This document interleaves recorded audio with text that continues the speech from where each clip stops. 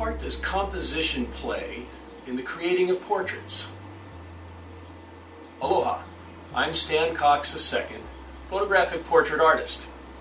And in this short video, I will share with you my thoughts on composition for portraiture. In previous videos, I've given definitions for photography, portraits. I've talked about artistic intent and planning a portrait. I've also talked about lighting and camera angles. In composing a portrait, one needs to take into account the intent and the mood that is to be portrayed in the portrait. If the portrait is to be of one individual, the composition will be different than for a portrait of a couple, or for a group or family. Again, the facial expression and often the body language or pose are all integral. So the purpose of all the other elements in the composition is to support or influence the perception of the subject's personality and or mood. If the portrait is to be of an individual in a room, the question becomes, is there anything that would enhance the story of this portrait that might be included as a prop? If so, then by all means, include it. If not, then don't add anything. However, space itself, or the environment, could be a compositional element.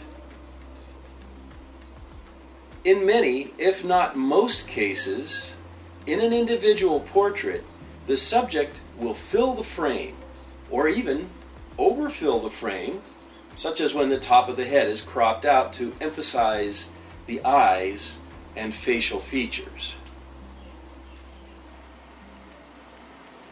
If the subjects are outdoors, then the environment either becomes an additional personality in the portrait or just a background. Generally, if the environment is to be simply the background, then again, the subject will fill the frame and the background will be thrown out of focus.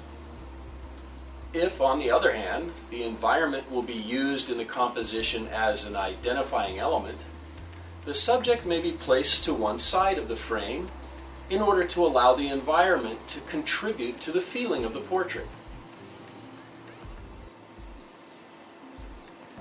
If the portrait is to be of a group, such as a family, then while facial expression remains of top importance, now body language or pose becomes of equal importance, because now the portrait will want to show the relationships within the family or group. For this reason, I believe that interpretive portraits are more expressive. That is, when the family is engaged in an activity together, rather than looking directly into the camera. However, the same rules apply as far as the composition. If the portrait is being made in a room or a studio, then unless a prop will add to the story of the portrait, don't include any. If the portrait is being made in the environment, then the environment should be included as an additional personality to enhance the overall feeling of the portrait.